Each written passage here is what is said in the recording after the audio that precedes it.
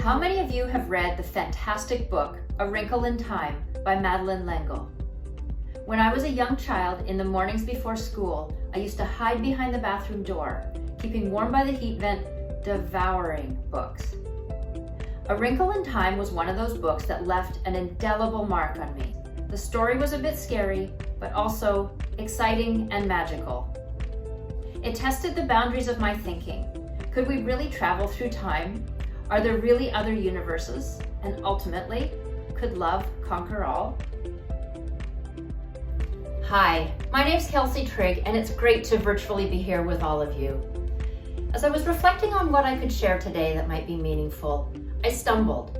Usually my writing and speaking comes really easily, but I was trying to figure out how to find that balance of acknowledging that these are really hard times for a lot of us, and also to infuse a bit of optimism in what we're doing. It feels like we're in a bit of a time warp right now, doesn't it? Things are speeding along faster than ever and also standing still in a way that we haven't experienced before. Which is what brought me to the inspiration for today, which is one of my favorite childhood books, A Wrinkle in Time. With a bit of artistic license, I'm calling this a leadership ripple in time. I'm going to share some stories, and I'm also going to bring that back to some practical tips.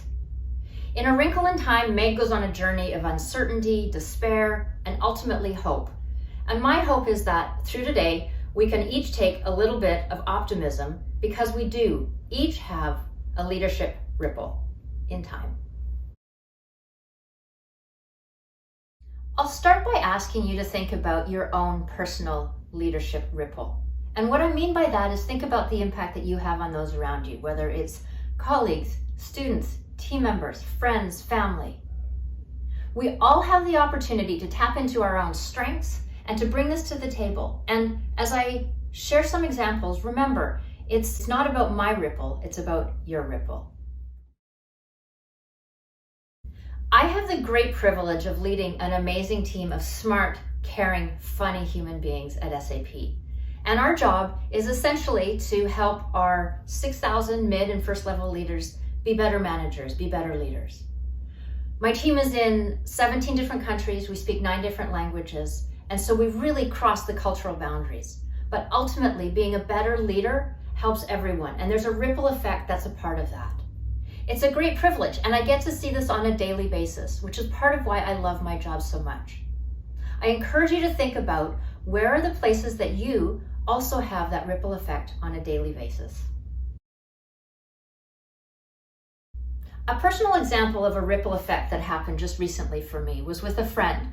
I was catching up by phone, and she said to me, "Kelsy, your effect is still being felt."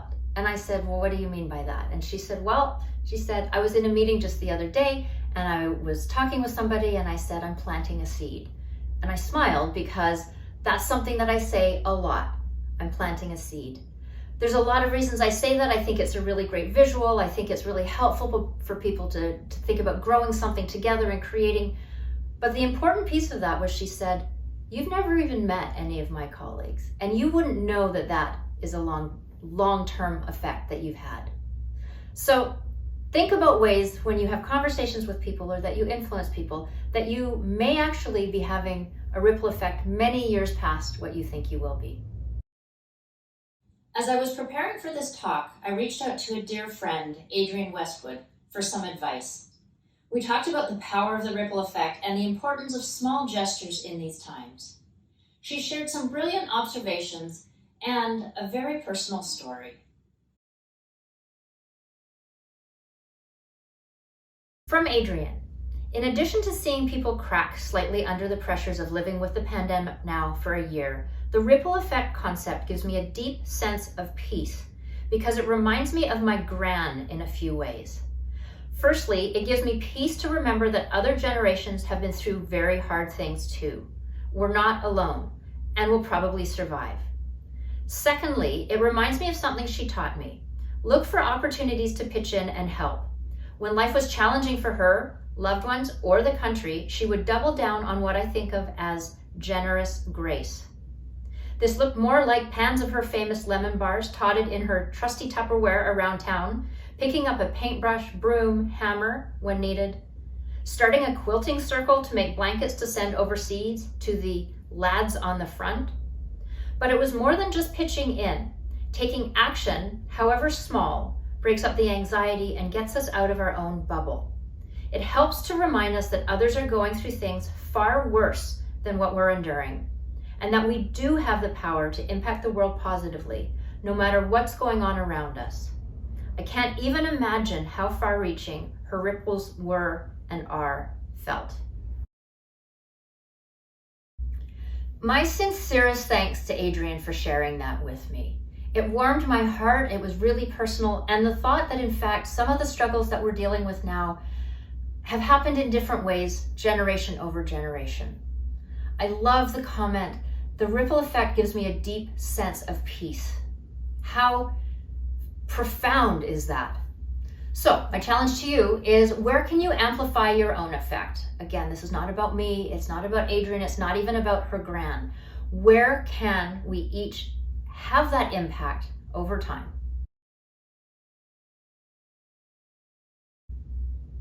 When we think about leadership and what makes great leaders, it's really easy to come up with a long list of skills and attributes and characteristics, which is important. I fundamentally believe it comes back to creating an environment where we all can excel, where we can bring our own strengths. This is great, but it can be pretty hard when there's so much uncertainty around all of us. And so I want to move into some practical tips.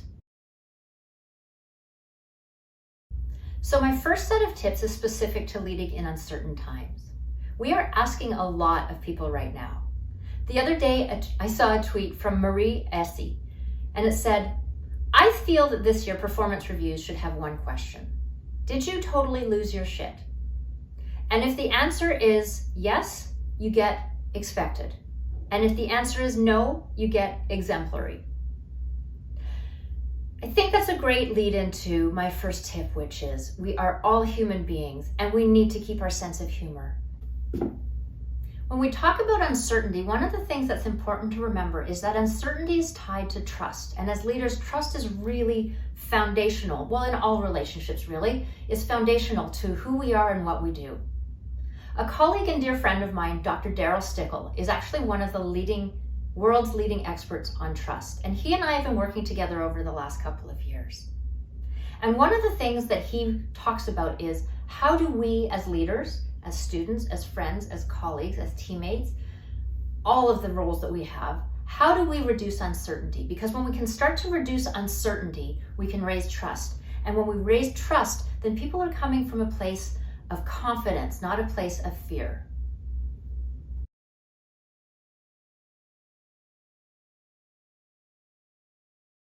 So my first tip I already touched on, keep your sense of humor. We need to, absolutely. The other piece is lead with empathy. If we come at this from a place of trying to understand what somebody else is going through, that raises the likelihood that we are going to be able to support, to understand, and to create that environment where there can be excellence. Communicate. This one seems obvious, but it's really easy for us in times of uncertainty to say, I don't know the answer, so I'm not going to say anything. Communicate. It needs to be genuine. It needs to be in a way that works for you. So if you don't usually pick up the phone, that might seem a little odd. If you use Slack or Teams or Zoom or anything else, maybe that's the way that it works for you. But communicate more, and in a way that is authentic. It's absolutely fine to not have the answers. Be a safe harbor. This is something that can take time, but all of you will know when I say safe harbor, you can think of somebody in your life where you go to when you need safety.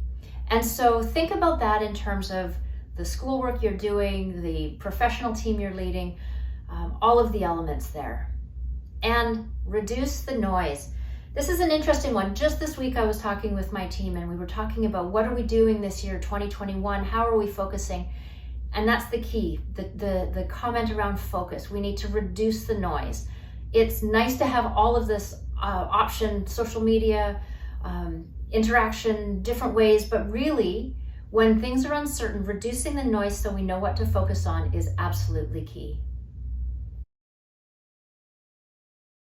As I transition into my final story and share a conversation I had with my friend, colleague, and mindfulness guru, Jennifer Coleman. I'll build on the theme of reducing noise and finding ways to be present and still. This helps us come from a place of quiet confidence and in turn has a positive effect on those around us. So last fall I was talking about Jennifer. This was just after I had finished my mountain adventure, which was a 117-kilometer race through the mountains up at Whistler, for those of you who are local. And it took me 28 hours and 3 minutes. It was one of the most amazing experiences of my life. And I was talking with Jennifer about this very personal, very intense experience. And she said to me, "Kelsy, have you ever thought about sharing your story in the context of mindfulness?" And I said, "No, absolutely not." And I didn't actually understand what she was talking about. But as I had a chance to start to reflect on the languages I was using and the way that I experienced that 28 hours and 3 minutes on the mountain, I realized that there was a really strong theme of being present and being aware. I'm reading a bit from my journal here to show how present I was without even realizing it. Vivid images and snapshots jump out. Cheakamus Lake shining through when the clouds lifted, spectacular views and contrasts in Singing Pass. Coming into Base 2 aid station, single-mindedly focused on turning straight up the mountain, feeling so much care and encouragement from my incredible crew. The rainy night, alone, breathing so hard I needed to stop with my head on my poles in the relentlessness of the climbs, watching mice scurrying off the trail as my light approached and frogs freezing in place on the trail as I avoided stepping on them in my own version of Frogger. Noticing the bitter, wet wind whipping my face, but being warm and safe in my gear. Having blood dripping off my finger, catching me by surprise as I didn't even feel the cut, wondering what the hell when my headlamp started blinking just 3 hours after putting new batteries in. Turning my headlamp off in the vastness of Blackcomb Peak just to feel the space, feeling the adrenaline and strength of being in the mountains at night by myself, squinting through the storming pea soup visibility and rain, coming off of Blackcomb, sliding on slick trails that wouldn't end in the longest 15 kilometers in recorded history, working so damn hard, feeling strong and happy. You're funny. I said I'm really grateful for how good I feel. I smile at these memories. I hold them really dear to my heart. They're a part of me that I don't want to let go, and it does feel like it was a while ago now. But adrenaline is a great drug, and so is stillness.